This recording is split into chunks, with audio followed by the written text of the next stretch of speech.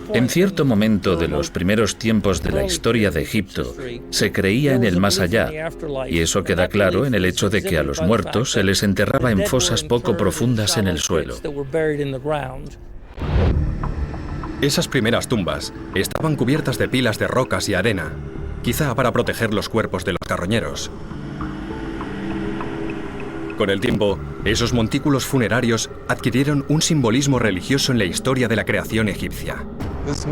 El montículo que hay sobre la tumba seguramente es una representación del primer montículo que emergió del océano primigenio de la vida en el que se creó el mundo.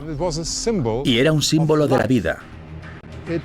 Daba al rey el poder de revivir para su nueva vida en el más allá.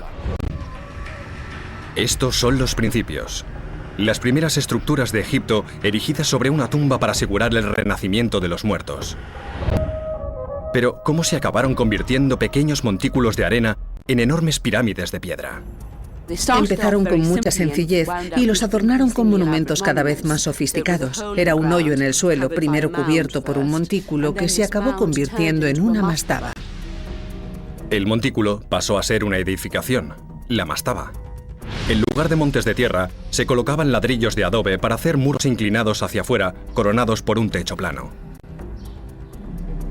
El profesor Günter Dreyer ha dedicado años a la investigación de estas construcciones.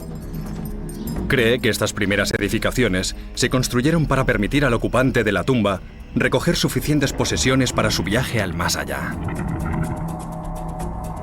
En el más allá necesitarán todo lo que tenían en la tierra. Para empezar, claro está, comida. También herramientas, armas, joyas, de todo. Una mastaba era en parte una tumba, en parte un palacio y en parte un almacén. El adobe era el único material de construcción disponible.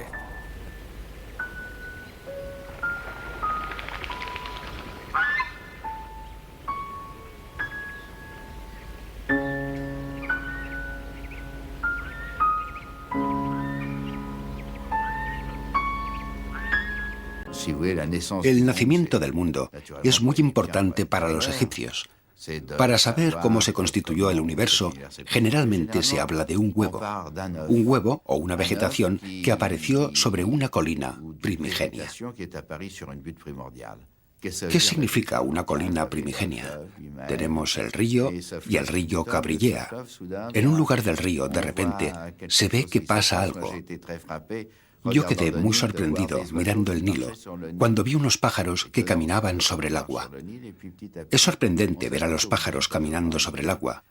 Y después de 2 o 3 días me di cuenta de que se había formado una colina con el limo que se había sedimentado.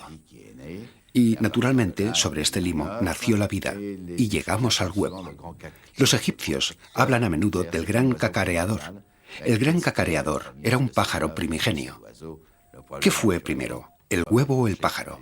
Los egipcios no resolvieron el problema, como tampoco lo hemos resuelto nosotros. El pensamiento egipcio está muy alejado del nuestro. Se acerca mucho más al pensamiento africano, por ejemplo, que al pensamiento moderno, cuyas bases están en el pensamiento griego. Es decir, para nosotros cartesianos, hijos de Aristóteles, A es A y B es B. Para los egipcios, sin embargo, podía haber una gran cantidad de dioses que no eran más que manifestaciones. Los egipcios no creyeron jamás que tal dios era el único dios. Es el principio divino, que se concreta según el lugar y según la función. Por ejemplo, en Tebas es Amón, en otro lugar será Re y en otro Ptah. Asimismo, si quiero un dios que represente la creación en sí misma, también elijo a Ptah. Si quiero el dios de la sabiduría, por ejemplo, elijo al dios Tot, etc. Esto solo son maneras de expresarse. Si quiero representar al dios Tot, puedo hacerlo mediante un pájaro, el ibis, pero también mediante un babuino.